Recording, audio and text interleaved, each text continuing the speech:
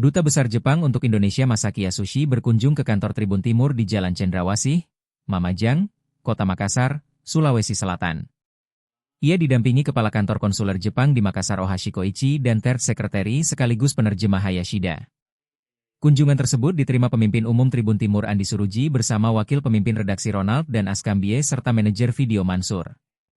Masaki Yasushi hadir di Makassar untuk menghadiri pertemuan antar perguruan tinggi Joint Working Group ke-6 Jepang-Indonesia dan Konferensi Rektor Indonesia-Jepang.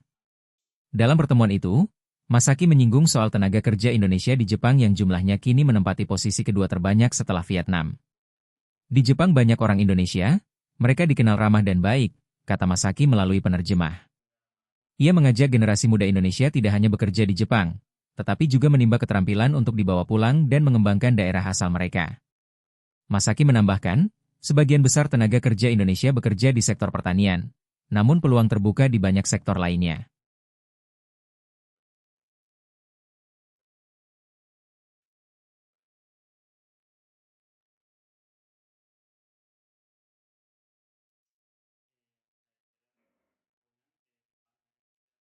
Download Tribun X sekarang, menghadirkan lokal menjadi Indonesia.